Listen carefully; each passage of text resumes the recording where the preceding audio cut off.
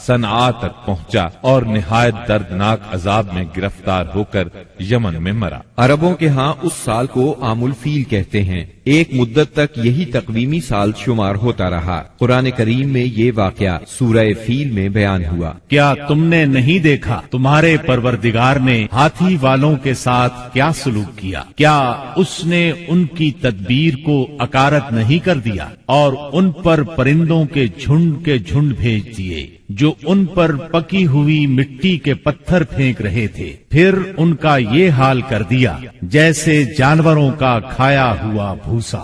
واقعہ فیل کے 50-55 دن بعد عبد المطلب کعبے کا طواف کر رہے تھے کہ انہیں پوتے کی ولادت کی خوشخبری ملی۔ 75 سالہ دادا بہت خوش ہوئے۔ نبی کریم صلی اللہ علیہ وسلم ان کے پیارے فرزند جناب عبداللہ کی یادگار تھے، جن کی زندگی 100 اونٹوں کی قربانی دے کر بچائی گئی، لیکن پھر اچانک وہ فوت ہو گئے۔ ان کی وفات سے بوڑھے باپ کو جو صدمہ پہنچا تھا، پوتے کی ولادت سے ایک حد تک وہ کم ہو گیا۔ عبداللہ کی والدہ یعنی نبی صلی اللہ علیہ وسلم کی دادی کا نام فاطمہ بنت عمرو تھا۔ عبداللہ کے 2 سگے بھائی زبیر اور ابو طالب تھے۔ بی بی آمنہ سے نکاح کے بعد عبداللہ نے رواج کے مطابق 3 دن تک سسرال میں قیام کیا۔ اس کے بعد تجارت کی غرض سے شام چلے گئے۔ واپسی پر یثرب یعنی مدینہ منورہ میں ٹھہرے تاکہ اپنے والد کے حکم کے مطابق کھجوروں کا سودا کریں۔ مدینہ منورہ ہی میں قیام کے دوران وہ بیمار ہو گئے۔ آپ کی بیماری کی خبر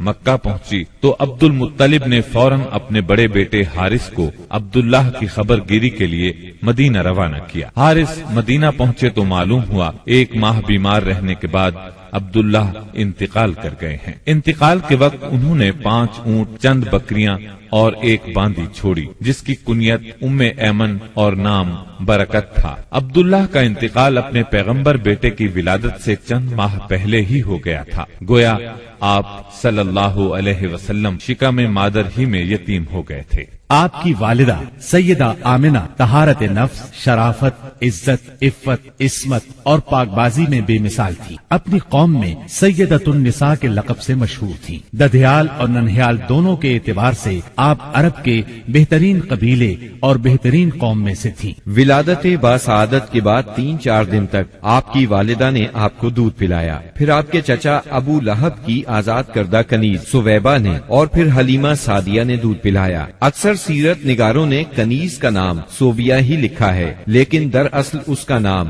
سویبہ تھا۔ جس طرح صحیح بخاری اور سیرت نگاری کے عالمی مقابلے میں اول آنے والی سیرت نبوی پر مستند کتاب